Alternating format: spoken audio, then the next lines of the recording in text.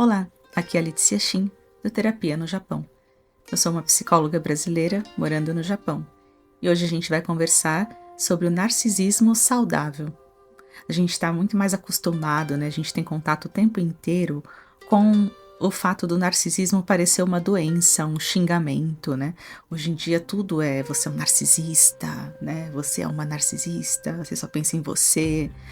O peso que tem, né, hoje, essa palavra é muito forte, né? A carga vem como algo negativo, sendo que às vezes o narcisismo é uma cura para alguns casos em que a pessoa está destituída do eu, esvaziada, sem nada, em que a pessoa não consegue mais pensar nela mesma, ela não consegue se dar a devida importância, ela não consegue fazer nenhum movimento em direção a si mesmo, algo para si. Tudo é sempre para fora, para o outro, ou até mesmo um recuo, né, da vida, e que não tem um impulso nem para si mesma, nem para o outro, e que ela se encontra às vezes suspensa, né, nesse movimento da vida, né, não circula a energia, ela está parada. Então o narcisismo saudável, ele é necessário, ele é importante, né?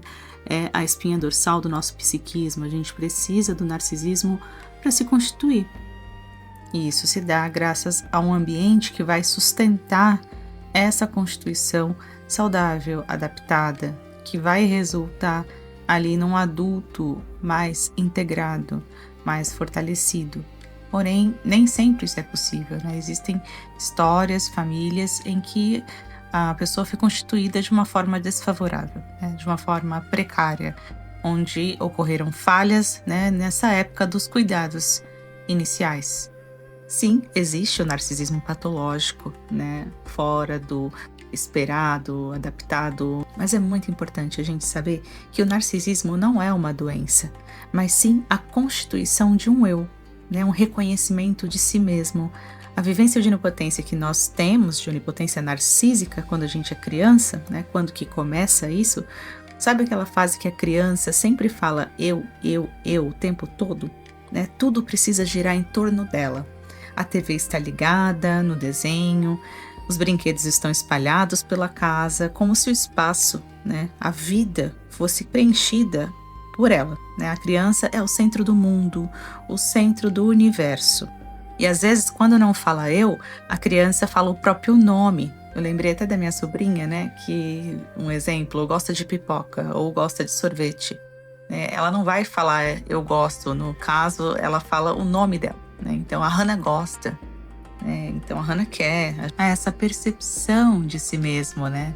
De si mesmo e o outro que está fora, né? Que não sou eu. E é claro, né? Chega um dia em que na história dessa criança vai chegar um terceiro que vai interditar esse eu todo, né? Esse eu dono do mundo.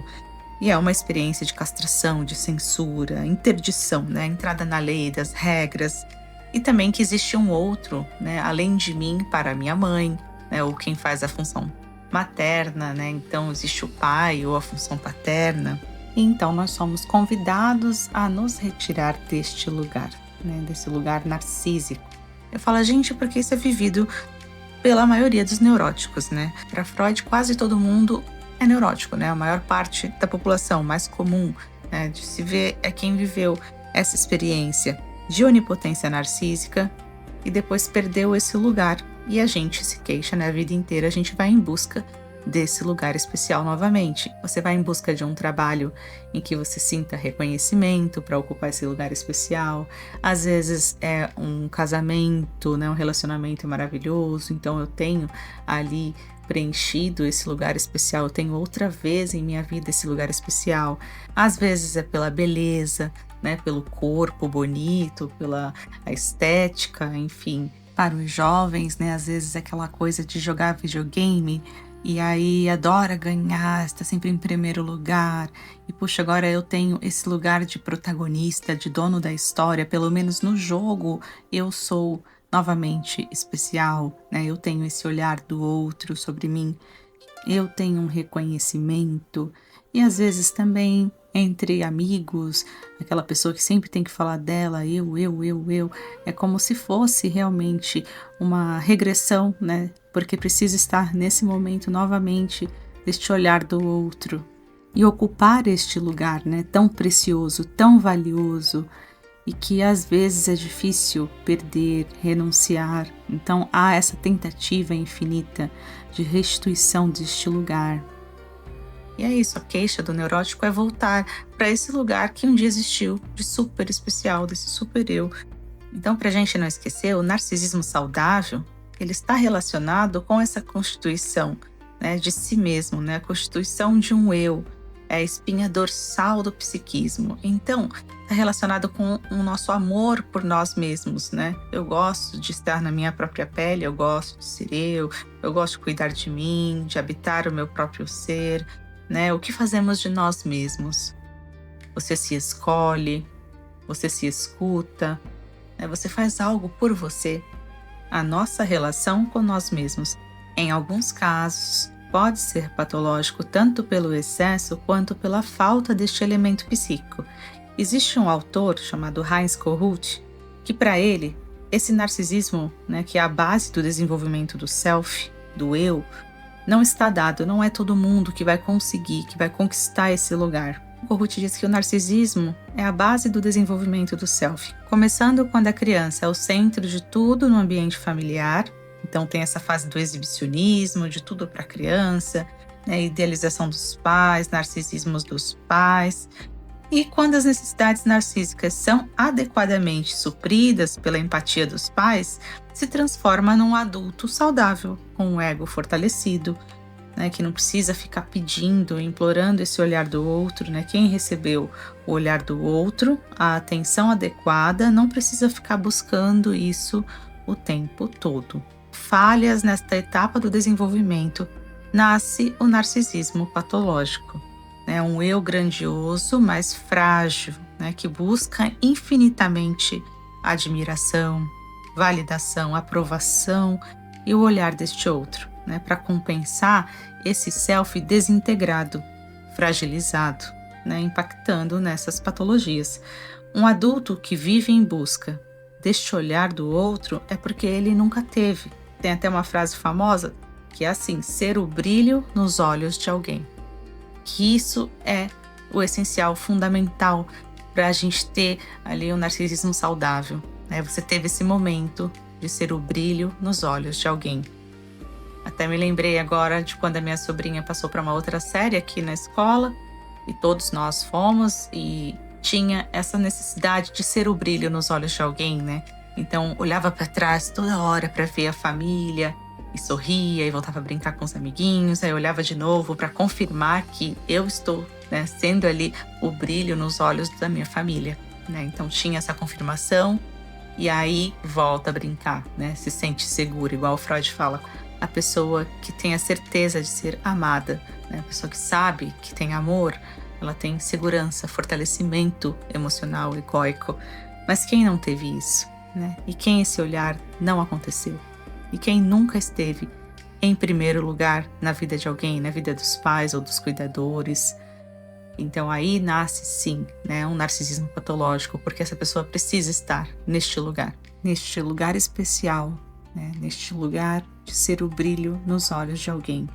Mesmo que sejam desconhecidos, muito forte nas redes sociais, né? Como é bom ter seguidores, como é bom que as pessoas gostem de mim. Puxa, as pessoas me acham bonito, bonita, curtem minhas fotos, meus vídeos, né? Como é bom ter este olhar do outro. Às vezes é porque a pessoa não teve isso na história dela. E como isso também pode ser perigoso, né? Quando a gente percebe que as pessoas fazem de tudo para o like, né? Para a atenção do outro, para o olhar do outro. Então, às vezes parece que em alguns casos não tem limite, né? A pessoa, ela se arrisca a própria vida para ter, assim, a melhor foto, né? Para tirar a melhor foto, para ser especial, para ser diferente. E muitas vezes isso custa, né? Muito caro para a pessoa ter feito isso, né? Quantos acidentes a gente já não viu por conta dessa busca. Não é uma busca vazia, né? É uma busca do olhar do outro, é uma ferida muito profunda. Não dá pra gente avaliar, sabe, superficialmente, porque cada pessoa tem uma história. E infelizmente, né, nós somos seres humanos e a gente se percebe às vezes julgando, né? Ah, porque foi lá fazer foto naquele lugar perigoso, olha só que essa pessoa foi louca. Enfim, né, a pessoa já vai julgando e nem imagina por que será que essa pessoa fez isso, né? Por que ela precisava preencher desta forma, né? Este lugar especial tinha que ser assim para ela. Então o Kohut, ele nos convida a enxergar essa problemática de uma outra forma, né? De uma forma que, olha, não foi possível, né? Não existiu esse momento. Nem todo mundo teve a mesma chance. E no último livro que a gente estava falando ali das feridas narcísicas, né, das ilusões perdidas, o livro A Depressão é a Perda de uma Ilusão, o Nasio também traz ali uma reflexão sobre o narcisismo negativo, onde tudo gira em torno de um eu desvalorizado. Então é uma pessoa que ela sempre vai se ver, se perceber como a pior do mundo, né? Como se fosse assim um lixo, uma coisa horrível. É sempre um modo depreciativo de falar de si, só que ainda assim o sofrimento dela sempre precisa ser maior, mais intenso, pior. Ela tem que estar acima dos outros, porém na depreciação de si mesmo, né? Então é um narcisismo negativo. É muito comum, né? Você tá ali conversando às vezes com uma pessoa, você conta uma tragédia, uma coisa ruim que você viveu, que você teve que atravessar, suportar, passar por isso, e a pessoa fala, não, mas comigo foi pior. Eu vou te contar o que aconteceu comigo, quando foi na minha vez. Então, ela precisa ser superior a você no sofrimento, na depreciação, nas coisas ruins que aconteceram. Então, o vídeo de hoje eu trouxe essa reflexão para a gente pensar um pouco, né, nessas diferenças, para a gente não sair falando que tudo é narcisismo, narcisista, né? Existe sim um megalomaníaco que se acha superior aos outros, que faz tudo pensando em si mesmo, não importa por quem vai ter que passar por cima e vai conseguir tudo. Esse eu tem que estar, né, ali acima dos outros, é grandioso, é superior, mas também pode ser uma defesa. Pode ser que essa pessoa nunca teve isso e ela precisa provar o tempo inteiro que ela é especial, né, e que ela precisa. Então pode ser, né, nesta visão do Kohut, que essa pessoa nunca foi alguém, assim, o brilho nos olhos de alguém.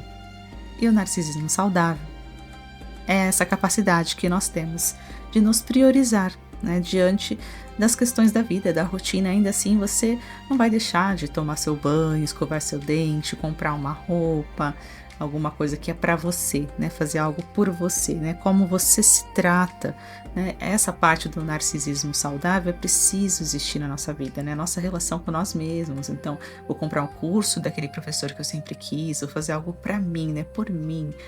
Eu vou começar a praticar exercícios, ou vou fazer meditação, vou viajar com as minhas amigas, ou, né, você vai fazer tudo que te dá prazer, né, em ser você mesmo, em habitar o seu próprio eu, né, tudo que tem relação com você, com a sua identidade, com aquilo que é importante para você, né, o que importa para você, sem necessariamente ter que passar por cima de alguém para conquistar, conseguir algo.